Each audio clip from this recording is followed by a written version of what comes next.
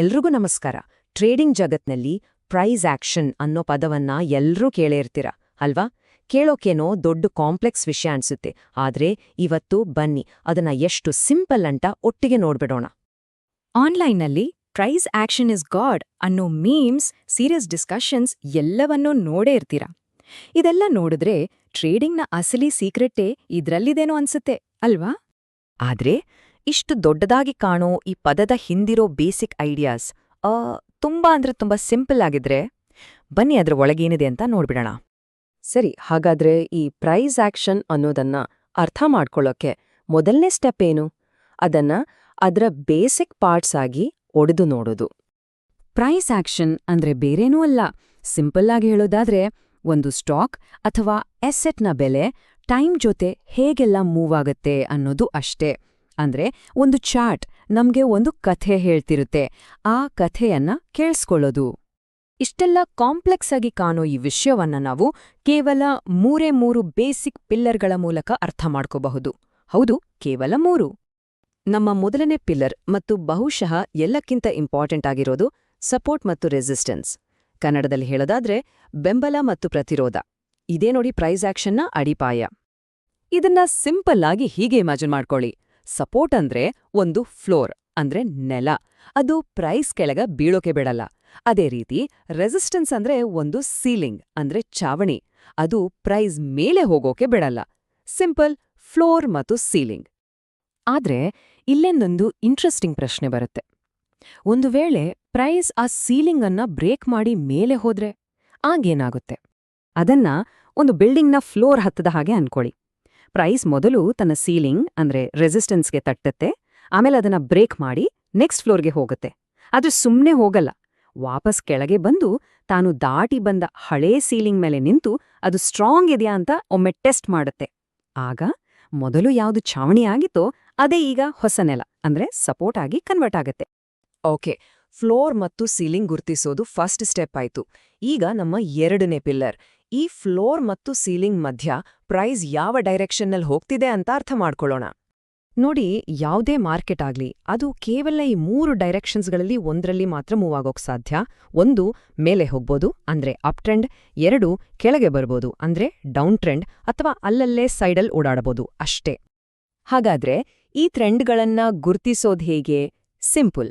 Up ಟ್ರೆಂಡ್ನಲ್ಲಿ buyers full ಜೋಶ್ನಲ್ಲಿರ್ತಾರೆ. So price ಪ್ರತಿ ಸಲ ಮೇಲೆ ಹೋದಾಗ್ಲೂ ಹಳೆ ಹೈಯನ್ನ ಬ್ರೇಕ್ ಮಾಡಿ ಹೊಸ ಹೈ ಅಂದ್ರೆ ಹೈಯರ್ ಹೈ ಮಾಡುತ್ತೆ. ಮತ್ತೆ ಕೆಳಗೆ ಬಂದಾಗ ಹಳೆ ಲೋಗಿಂತ ಮೇಲೆಯೇ ಒಂದು ಹೊಸ ಲೋ ಅಂದ್ರೆ ಹೈಯರ್ ಲೋ ಮಾಡಿ ಅಲ್ಲಿಂದ ಮತ್ತೆ ಬೌನ್ಸ್ ಆಗುತ್ತೆ.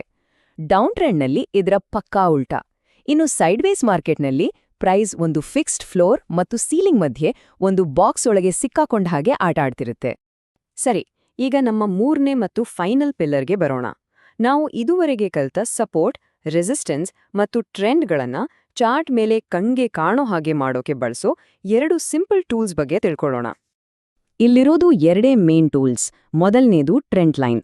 ಮಾರ್ಕೆಟ್ ಅಪ್ ಟ್ರೆಂಡ್ ಅಥವಾ ಡೌನ್ ಟ್ರೆಂಡಲ್ಲಿ ಇದ್ದಾಗ ಆ ಡೈರೆಕ್ಷನ್ ತೋರ್ಸೋಕೆ ಇದನ್ನ ಬಳಸ್ತೀವಿ. ಇನ್ನೊಂದು ಹಾರಿಜಾಂಟಲ್ ಲೈನ್. ಮಾರ್ಕೆಟ್ ಸೈಡ್ವೇಸ್ ಇದ್ದಾಗ ಆ ಫ್ಲೋರ್ ಮತ್ತು ಸೀಲಿಂಗ್ ಅನ್ನ ಕ್ಲಿಯರ್ ಆಗಿ ಮಾರ್ಕ್ ಮಾಡೋಕೆ ಇದನ್ನ ಬಳಸ್ತೀವಿ. ಒಂದು ಆಂಗಲ್ನಲ್ಲಿ ಹೋಗೋ ಟ್ರೆಂಡ್ಗೆ, ಇನ್ನೊಂದು ಫ್ಲಾಟ್ ಆಗಿರೋ ರೇಂಜ್ಗೆ ಅಷ್ಟೇ.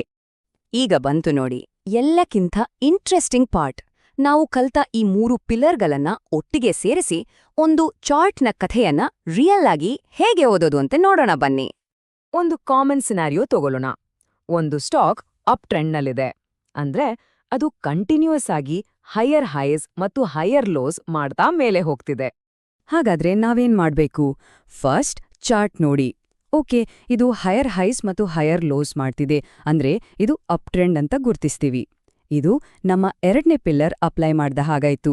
ನೆಕ್ಸ್ಟ್ ನಮ್ಮ 3ನೇ ಪಿಲ್ಲರ್ನಿಂದ ಟ್ರೆಂಡ್ ಲೈನ್ ಟೂಲ್ ತಗೊಂಡು ಆ ಎಲ್ಲ ಹೈಯರ್ ಲೋಸ್ ಅಥವಾ ಹೊಸ ಲೋ ಪಾಯಿಂಟ್ಗಳನ್ನ ಕನೆಕ್ಟ್ ಮಾಡಿ ಒಂದು ಲೈನ್ ಹಾಕ್ತೀವಿ.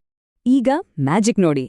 ನಾವು ಎಳೆದ ಈ ಟ್ರೆಂಡ್ ಲೈನ್ ನಾವು ಮೊದಲನೇ ಪಿಲ್ಲರ್ನಲ್ಲಿ ಕಲ್ತ ಹಾಗೆ ಪ್ರೈಸ್ಗೆ ಒಂದು ಡೈನಾಮಿಕ್ ಫ್ಲೋರ್ ಅಂದ್ರೆ ಸಪೋರ್ಟ್ ಆಗಿ ಕೆಲಸ ಮಾಡುತ್ತೆ. ನೋಡಿದ್ರಾ 3 ಪಿಲ್ಲರ್ಗಳು ಹೇಗೆ ಒಂದಕ್ಕೊಂದು ಕನೆಕ್ಟ್ ಆಯ್ತು ಅಂತ? ಈ ಪ್ರೋಸೆಸ್ ಎಷ್ಟು ಸಿಂಪಲ್ ನೋಡಿ. ಮೊದಲು ಟ್ರೆಂಡ್ ಅನ್ನ ಐಡೆಂಟಿಫೈ ಮಾಡೋದು, ಅದು ಮಾರ್ಕೆಟ್ ಯಾವ ದಿಕ್ಕಿನಲ್ಲಿದೆ ಅಂತ ಹೇಳುತ್ತೆ. ಆಮೇಲೆ ಲೈನ್ಸ್ ಡ್ರಾ ಮಾಡೋದು, ಅದು ನಮಗೆ ಒಂದು ವಿಜುವಲ್ ಗೈಡ್ ಕೊಡುತ್ತೆ. ಕೊನೆಗೆ ಆ ಲೈನ್ ನಮಗೆ ಎಲ್ಲಿ ಸಪೋರ್ಟ್ ಸಿಗುತ್ತೆ ಅನ್ನೋದನ್ನ ತೋರಿಸುತ್ತೆ. ಇಲ್ಲಿರೋ ಅಸಲಿ ಗೇಮ್ ಏನು ಗೊತ್ತಾ? ಪ್ರತಿ ಸಲ ಪ್ರೈಸ್ ವಾಪಸ್ ಆ ಟ್ರೆಂಡ್ ಲೈನ್ಗೆ ಬಂದು ಟಚ್ ಮಾಡಿದಾಗ ಅದು ಆ ಸಪೋರ್ಟ್ ಲೆವೆಲ್ ಆ ಫ್ಲೋರ್ ಅನ್ನ ಟೆಸ್ಟ್ ಮಾಡ್ತಿದೆ ಅಂತ ಅರ್ಥ. ಟ್ರೇಡರ್ಗಳು ಇದೇ ಕ್ಷಣಕ್ಕಾಗಿ ಕಾಯ್ತಾ ಇರೋದು. ಇದರ ಬ್ಯೂಟಿನೇ ಇದು. ನಾವು ನೋಡ್ತಿರೋದು ಕೇವಲ ಬೆಲೆಯನ್ನ. ಬೇರೆ ಯಾವ ಕನ್ಫ್ಯೂಸಿಂಗ್ ಇಂಡಿಕೇಟರ್ಸ್ ಅಲಂಕಾರಗಳು ಬೇಕಾಗಿಲ್ಲ. Pure and simple. ಹಾಗಾದ್ರೆ ಒಂದು ಯೋಚನೆ ಮಾಡಿ, ನೂರಾರು ಕಾಂಪ್ಲೆಕ್ಸ್ ಇಂಡಿಕೇಟರ್ಗಳು ತುಂಬಿರೋ ಈ ಟ್ರೇಡಿಂಗ್ ಜಗತ್ತಿನಲ್ಲಿ ಬಹುಶಃ ಎಲ್ಲಕ್ಕಿಂತ ಪವರ್ಫುಲ್ ಟೂಲ್ ಅಂದ್ರೆ ಬೇರೇನೂ ಅಲ್ಲ, ಕೇವಲ ಬೆಲೆಯನ್ನ ಗಮನಿಸೋದು. ಅದೇ ಆಗಿರಬಹುದಾ?